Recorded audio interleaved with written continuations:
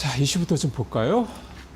예, 이게 사실은 지난 주말 사이에 가장 핫했던 이슈죠. 어떻게 주권국가의 대통령을 체포를 해서 이제 하느냐 뭐 그런 거였는데, 사실은 이제 그 이후에 이제 시장에 어떤 영향을 미칠 거냐, 이거가 이제 이번 주 사실 되게 중요한 화두가 될 것 같습니다. 시장에서는 가장 염두에 두는 게 이제 유가가 그렇죠. 어떻게 움직이느냐를 염두에 두고 있고, 그다음에 증시 같은 경우는 과거에 이제 비슷한 일을 한번 이제 파나마 이제 침공이라고 해야 될까요? 이제 그 아버지 부시 때 그때는 이제 지지율이 엄청 올라가면서 증시도 안정이 좀 됐었었는데, 세 나라가 굉장히 지금 이제 곤란해졌죠. 이것 때문에 이제 세 나라라고 한다라고 하면 이제 사우디, 러시아, 중국인데. 중국이 이 베네수엘라의 엄청난 원유를. 그 채권자거든요. 채권자죠. 그거 대신에 이제 원유를 받고 있기 때문에 그 부분, 그 다음에 이 베네수엘라 그 원유의 지분을 굉장히 많이 갖고 있는 게 이제 러시아고, 사우디 같은 경우는 이제 단기적으로는 유가가 올라갈 수 있다 손 치더라도 중장기적으로 이제 내려갈 가능성이 많기 때문에 사우디가 지금 굉장히 곤란해지지 않을까라는 얘기를 시장에서 많이 나오고 있는데, 증시 후폭풍은 다른 기사들 보면은 뭐 증시에는 오히려 호재다라는 얘기는 과거에 이제 미국이 이러이러한 행동을 했을 때 미국 시장이 상당히 안정이 됐기 때문에 뭐 지금도 뭐 더 지금 사실 뭐 안정이라는 단어를 쓸 필요는 없긴 합니다만은 나쁘진 않을 것이다. 뭐 그런 식으로 판단을 하고 있고, 이제 금값이랑 유가만 시장이 좀 관심을 보이고 있는 것 같습니다. 참 대단합니다. 어떻게 남의 나라 대통령을 그냥 헬기로 그냥 체포해서 실어오는 상황이 되기는 한 건데. 죄 없는 경호원분들도 다 사망을 했다라고 하더라고요. 아, 그래요? 네. 그렇겠죠. 네. 자, 한국 증시 외국인 비중 5년 8개월 만에 최대. 예. 이게 이제 국제금융센터에서 나온 보고서를 기반으로 이제 기사화가 좀 많이 됐는데, 요거를 국제금융센터의 보고서를 기반으로 해서 요약을 좀 해놨습니다. 요거 첫 번째 이슈로 가보도록 그러시죠. 하겠습니다. 네. 그 다음에 서학개미 연초부터 다시 미국 주식 쓸어 담기. 뭐 샀어요? 지금은 알파벳을 가장 많이 사고 있다라고 작년에 합니다. 뭐죠? 그 멤7 중에서 알파벳의 주가 상승률이 압도적으로 높더군요. 네. 지금 그래도 가장 많이 갖고 있는 게 테슬라, 엔비디아거든요. 근데 지금 그 알파벳이 3위로 이제 올라가고 있는 상황인데, 이게 원래 내용은 싹 쓸어 담기긴 한데 작년 말에 팔았던 것보다 올해 초에 더 많이 샀다. 이게 이제 주된 내용이거든요. 이제 이게 이제 요거는 좀 약간 연관되긴 합니다만은, 아무튼 작년 말에 조금 파는 듯 하던 일명 서학개미 분들이 올해 연초에 굉장히 많이 사고 있다. 그게 이제 주된 내용이라고, 앞서서 이제 말씀드렸듯이 구글, 알파벳을 가장 많이 사고 있다. 이게 이제 주된 내용입니다. 알파벳을 제일 많이 사는 거는 추론 시장으로 AI가 넘어가면서 추론 쪽에서 그 TPU 때문에 더 그럴 수도 있겠습니다만, 알파벳이 제일 부각될 거다 보는 뭐 그런 건가 보죠. 엔비디아가 주춤할 때 사실 이제 알파벳 주가가 더 올라가면서 많이 올라갔죠. 시장에서 뭐 관심을 가질 수밖에 없는 상황이고, 개인 투자자들 특성상 이제 올라가면은 조금 약간 좀 따라잡는 듯한 매매가 많기 때문에. 네. 버핏이 사면서부터 알파벳 주가가 확 떴습니다. 작년에. 예. 서학개미 이긴 동학개미 작년 수익률 46%로 2배다. 네, 요거는 이제 미래에셋 증권의 계좌를 갖고 있는 한 500만 계좌 정도를 이제 분석을 했을 때, 국내 계좌는 한 376만 계좌, 그 다음에 해외 계좌가 한 101만 정도 계좌를 분석을 했을 때, 토탈 수익률이 작년 기준으로 이제 국내 주식만 하는 그 국내 주식 계좌에서는 연평균 수익률이 46% 정도가 평균적으로 나왔는데, 미래에셋 증권 계좌를 사용을 하는 이제 해외 계좌를 분석을 했을 때는 작년 1년 동안 21% 정도 수익률이 나왔다. 그래서 뭐 압살이라는 표현까지 쓰는 기사도 나오긴 했었습니다. 2배가 이상이 됐네요. 네. 작년에 사실은 그렇죠. 작년에 국장 투자분들 수익률이 더 높게 나오는 게 당연하죠. 올해는 모르죠. 올해는 모르는데 서학개미들이 연초부터 다시 미국 주식을 쓸어 담는다. 앞서 이제 그 기사랑 이제 연동해서 좀 본다 그러면 아직도 서학개미들 입장에서 봤을 때는 미국 시장이 안전하다고 보는 거죠. 안정적인 수익을 낼 수 있다고 보는 거죠. 저는 이게 그러니까 우리나라 주식만 하시는 분들은 지금 거의 안 계시고 반대로 뭐 나는 무조건 미국 주식만 할 거야라는 분들도 안 계시거든요. 그래서 트렌드인 것 같아요. 한국 주식도 하고 우리나라 주식도 하고 미국 주식도 하고 네. 둘 다 하기 때문에 이게 서로 이제 나눠졌다라고 생각을 하기엔 좀 뭐 힘든 부분인 것 같습니다. 사실 그게 현실적인 말씀인 것 같습니다. 네. 투자 자금이 어느 정도 되면 사실은 미국 시장에도 좋은 종목들이 많이 있건 맞으니까 양쪽에다 이렇게 투자하는 게 맞죠. 밸런스를 이제 어디다 맞추느냐 차이는 있겠습니다만. 예, 2차 전지 관련돼서는 계속 하여간 악재가 나옵니다. 네, 여기서 가장 중요한 글자 한 글자를 고르라고 하면 바로 요게 될 것 같습니다. 가동도 연기. 도가 이제 연기 왜 가장 중요하냐면 이게 이제 그 얼티엄셀즈 3공장이라고 불리웠던 공장인데요. 얼티엄셀즈는 이제 그 GM이랑 LG엔솔이 이제 합작해서 만든 배터리 공장 얼티엄셀즈라고 하는데 제3공장이라고 불렸던 공장이 미시간 공장인데 이거를 GM에서 지분을 다 100% 샀기 때문에 이제 LG엔솔 자체 공장이 됐는데 이게 이제 가동 연기가 들어갔는데 왜 도가 중요하냐면 그 기존에 있던 얼티엄셀즈 1공장, 2공장도 지금 가동 중단 상태거든요. 그렇기 때문에 이 3공장에 해당하는 이 공장도 공장도 일단 그 가동을 중단하고 있다. 그래서 LG엔솔 입장에서는 지금 이 공장 가동으로 인해서 좀 손실이 나고 있는 기회비용을 한 1조 원 정도로 잡고 있어서 GM이랑 LG엔솔이랑 이제 몇 대 몇으로 이 손실을 좀 분담을 할 것인가를 지금 논의를 하고 있다라고 합니다. 그 ESS로 그거를 여기는 안 하나 보네요. 미시간 쪽은. 일단 그 GM이랑 같이 만든 공장이기 때문에, 예, 네. 자, EV 쪽이다 이 얘기구나. 네. 아이고 참. 예. 그 독자적으로 하는 데야 뭐 ESS를 얼마든지 전환이 가능합니다만 진짜 이건 또 합작이라 또 그것도 쉽지 않겠다는 말씀이 더 좀 마음이 좀 그러네요. 어쨌든 2차 전지는 연초의 분위기는 아직은 뭔가 모멘텀은 좀 나오지 않고 있는 것 같습니다. 자, 첫 번째 이슈로 이제 외국인 비중 얘기 좀 가보죠. 네. 자, 이게 이제 그 국제금융센터라는 곳에 난 보고서를 요약을 이제 기사들이 많이 나왔기 때문에 정리를 좀 해본 건데 국제금융센터는 이제 그 IMF 이후에 우리나라가 다시는 이 외환 위기를 겪지 말자라고 해서 이제 정부랑 한국은행이 만든 뭐 기관이라고 해야 될까요? 뭐 기관이죠. 네. 라고 보시면 될 것 같은데 이 국제금융센터가 하는 일 특성상 이 외환과 관련된 그 보고서가 굉장히 잘 나오는데 이것도 사실 그거에 바탕을 뒀다라고 보시면 될 것 같습니다. 외국인 보유 비중이 32.9% 작년 말 기준으로 이게 팬데믹 초반에 31.5% 가장 높다. 이렇게 보면은 위쪽을 조금 더 훨씬 열어놓을 이유가 있어 보입니다. 과거 22년도 수준밖에 안 돼 우리나라가 이렇게 올라가고 지금 많은 게 바뀌고 있는데 외국인들 보유 비중이 과거보다 조금 더 좋아진 수준이구나.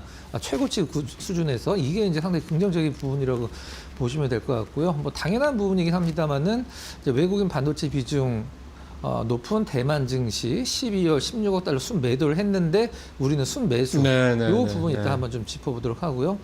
대만 증시는 지금 12개월 포워드 그 PER이 17배 수준인데 대단하다. 네. 나라 전체가 증시 전체가 17배죠. 그러니까. 이제 10년 평균이 14.7배인데 지금 이제 훨씬 높아져 있는데 우리나라는 현재 포워드 PER이 이제 평균 정도 수준이다. 이거는 올랐는데 왜 PER이 평균이야라는 얘기는 이제 순이익이 EPS가 늘어났다는 얘기죠. 늘어났다는 얘기가 되겠죠. 예, 네, 그만큼 우리는 주가가 많이 올랐다고 해도 네. EPS가 굉장히 많이 올랐기 때문에 그게 이제 충분히 잘 이해가 되는 거죠. 제일 좋은 모습이죠, 그게. 네, 맞습니다. 다음 장 가볼까요? 다음 장 이제 그 보고서에 나온 이제 이미지를 이제 설명을 잠깐 드리려고 이제 갈무리를 좀 해놨는데요. 왼쪽 같은 경우는 이제 외국인들 순매수를 월별로 나타낸 부분이고요. 매트로 쭉 나와 있는 건 이제 11월 달에 매도를 했다가 12월 달에 이제 매수로 돌아선 부분, 그 다음에 빨간색은 이제 누적 순매수 나타내는 거고요. 요거는 일단 채권 순투자인데, 이제 제가 아까 말씀드렸듯이 국제금융센터의 특성상 외환, 환율 이런 거를 이제 중점적으로 다루기 때문에 외국인들이 그 채권을, 국내 채권을 많이 사면 이 달러가 들어오는 효과가 그렇죠. 있기 때문에 이제 환율에 조금 더 긍정적인 부분이 있을 거다라고 해서 요 자료가 이제 국제금융센터에서 나온 것 같고요. 다음 장 한번 잠깐 네. 보도록 하겠습니다. 네. 이제 왼쪽 화면은 아까 대만의 시장 평균 이제 회색이 이제 대만 시장 평균 퍼고요. 17배 정도 나왔던. 네, 빨간색은 코스피 퍼라고 보시면 될 것 같은데, 비슷하게 움직입니다. 사실 뭐 반도체가 주된 어떤 수출 품목이기 때문에 비슷하게 움직이긴 하는데, 최근에 좀 이 스프레드라고 해야 될까? 이 갭이 굉장히 많이 벌어져 있죠. 대만이랑 우리랑 평균 퍼가. 그래서 상대적으로 우리나라 퍼가 대만 대비해서 같은 반도체 위주긴 한데 대만보다 훨씬 더 지금 저평가 구간이다. 그래서 뭐 윗방향을 뭐 많이 열어놓을 수밖에 없다. 뭐 그런 내용인 것 같고요.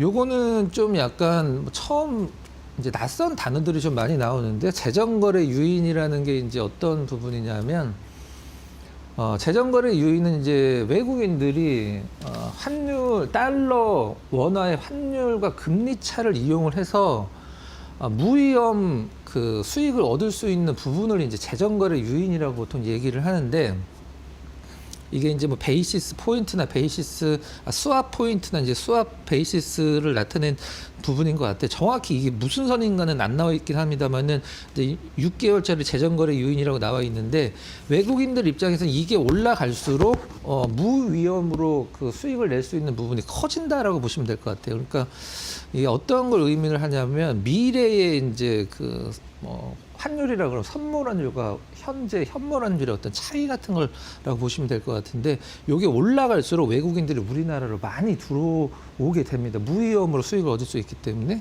그리고 요거는 이제 통한채라고 나와 있는데요. 통한채는 이제 원화 채권이죠. 한국은행에서 이제 원화의 유동성을 좀 약간 조절을 할 때 발행을 하고 다시 걷어들이고 할 때 발행하는 게 통한채인데, 이게 원화 채권이기 때문에 요게 이제 외국인들이 많이 살수록 일단은 뭐 환율이 좀 안정이 될 것이다. 약간 뭐 그런 내용이라고 보시면 될 것 같습니다. 기본적으로 국내 달러 유입이 늘어날 것이다 이런 얘기구나. 네, 늘어나고 있다라는 거를 네. 이제 표현을 하고 싶은 것 같습니다. 네. 대만하고 우리하고 차이가 큰 거는 사실은 충분히 이해가 되는 게요. 일단은 기본적으로 대만은 반도체 쪽, 생태계 쪽의 네. 기업들이 워낙에 비중이 높고 우리보다. 그러니까 지금 뭐 워낙 그쪽 섹터가 잘 나가다 보니까 대만 쪽 증시도 그렇지만 퍼가 올라갈 수밖에 없는 거고요. 우리는 사실은 메모리 쪽 중심이잖아요. 반도체로 해도. 그러니까 조금 그런 차이가 좀 있고, 또 우리는 워낙 또 섹터도 다양하고. 약간 좀 네. 대만보다는 경기를 더 많이 타는 듯한 그렇죠. 느낌이 있습니다. 절대 비교하기는 좀 그렇긴 한데요. 근데 대만이 저렇게 많이 올랐기 때문에 오히려 이제 우리 시장이, 아까도 대만은 순매도였는데 우리는 순매수였다라는 것처럼 외국인 입장에서 봤을 때는 대만이 지난해 워낙 많이 올랐고 그래서 부담스럽죠. 이제 그에 비하면 우리는 사실은 덜 오른 거니까, 그거에 비하면. 그래서 그런 것들도 올해 우리 시장을 좀 긍정적으로 볼 수 있는 요인이 될 수 있지 않겠나 생각도 좀 듭니다. 자, 조금 더 들어가 보죠. 이제 종목으로. 외국인 비중이 어느 정도인지 삼성전자를 예. 한번 좀 살펴보도록 하겠습니다. 외국인 비중이 최근에 가장 높았던 때가 작년 한 7월 달 정도로 56% 정도였었어요. 요 기준. 네, 근데 지금 52%이기 때문에 외국인들이 작년 7월 달 정도까지만 비중을 채운다라고 하면은 위쪽 방향을 훨씬 더 그러네요. 열어놓을 필요성이 있다. 그러니까 작년에보다 주가는 당연히 높긴 합니다만 외국인 보유 비중은 작년 7월 달보다 훨씬 낮기 때문에 외국인들이 조금 더 매수를 다이나믹하게 들어온다라고 하면 주가 윗방향 지금 삼성전자 15만 전자 얘기 나오는데 사실 더 높게 잡아야 될 이유가 있을 것 같은데. 저는 좀 그게 보이네요. 확실히 외국인 비중하고 삼성전자 주가하고의 그 상관성이 굉장히 높다라는 네. 거, 그게 저는 많이 좀 느껴지네요. 네. 자, 다음 장 가보죠. 하이닉스도 한번 좀 네. 살펴보도록 하겠습니다. 하이닉스 보면은 뭐 외국인들은 굉장히 많이 팔았기 때문에 올해 이제 작년이죠. 작년 한 가을 정도 기준에서 56% 정도 기록했다가 굉장히 많이 팔았습니다. 근데 최근에 좀 약간 사기 시작해서 53%로 회복을 했는데 네. 역시 삼성전자와 똑같이 이제 해석을 할 수도 있는 거겠죠. 만약 평균치로 봤을 때 뭐 한 요 정도가 외국인들의 하이닉스의 평균 최근의 보유 비율이다 그러면 올라가기만 하더라도 조금 조정 주더라도 충분히 더 위쪽 방향 충분히 열어놓을 필요성이 있습니다. 예, 외국인이 진짜 드라마틱하게 팔았군요. 56%까지 갔던 거 53%까지 진짜 작년 말에 확 팔았으니 저게 이제 수급이 비어 있다는 얘기잖아요. 외국인 수급이. 이 삼성전자도 마찬가지로 하이닉스만 이게 1% 차이가 시총을 생각을 하면 엄청나게 큰 부분이거든요. 그래서 네. 그러니까 그래서 작년에 고점 수준 정도까지만 다시 외국인이 사준다고 해도 지금 대략 한 2.7% 포인트, 2.5% 포인트 이상 외국인도 살 수가 있다라는 걸 감안하면 역시 SK하이닉스도 되게 상방이 열려 있다, 이렇게 좀 봐야 될 것 같습니다. 네, 지난주 금요일 날, 그러니까 올 첫 거래일에 삼성전자 7% 넘게 오르고 네. SK하이닉스도 조금 줄었긴 했습니다만 어쨌든 3% 전후 이렇게 올랐는데, 이게 연초에 이렇게 확 올라버리면 좀 어떨까요? 과거 같았으면은 솔직히 과거 같았으면 삼성전자 하이닉스 어떤 특정한 이슈 때문에 이 정도 오르면은 뭐 사실 뭐 단기적으로 좀 조정을 뭐 줄 수도 있겠다 이렇게 말씀을 드리고 싶기도 하고 그렇게 말씀드렸었는데 지금은 사실 이게 분위기가. 좀 네, 이게 뭐 두 종목밖에 안 보입니다 지금 시장에서. 사실은 그래요. 네. 지난주 금요일 날 보면 소부장이 많이 오르긴 했는데, 이게 이제 올해 이제 이번에는 두 대형주와 소부장이 같이 가는 장이 될지, 아니면 지난 9월, 10월처럼 그냥 두 종목만 그냥 가는 장이 될지 봐야 되겠습니다만, 만약에 두 대형주하고 소부장이랑 같이 간다 그러면 이쪽 섹터로 또 너무 또 수급이 몰리게 가능성이 있겠군요. 딴 데가 좀 소부장 부진한 거 아니에요? 가면은 사실 뭐 삼성전자만 가는 것보다 개인 투자자들이 굉장히 좋아하는 좋긴 할 장을 텐데. 했죠. 뭐 대부분 반도체 네. 쪽은 안 갖고 계신 분들은 안 계시니까. 그러니까요. 네. 대신 뭐 다른 쪽 섹터들이 확실히 네. 좀 쉽지는 않을 것 같네요. 그렇게 되면. 네. 자, 이번에 관심주 가보겠습니다. 자, 오늘은 빠르게 한번 가보도록 하겠습니다. NHN을 가주셨네요. 네. 일단 금요일날 분위기가 좀 좋긴 했는데요. 일단 24년도에 이제 매프라고 표현하는 이제 티몬 위매프죠. 이것 때문에 이제 손실이 1,400억 대인가 손실이 나왔습니다. NHN이 왜 TMF 때문에 손실이 나냐라고 생각을 하실 수도 있는데 이제 그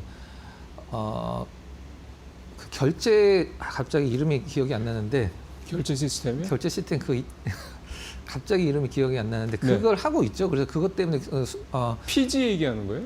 아니 그 약간 카카오페이나 약간 그런 것 같은 예, 네이버페이 예. 이름이 갑자기 기억이 안 나네요. 그게 이제 NHN이 하고 있죠 실질적으로는. 그 결제 시스템 하는 그 플랫폼을 갖고 있구나. 네네.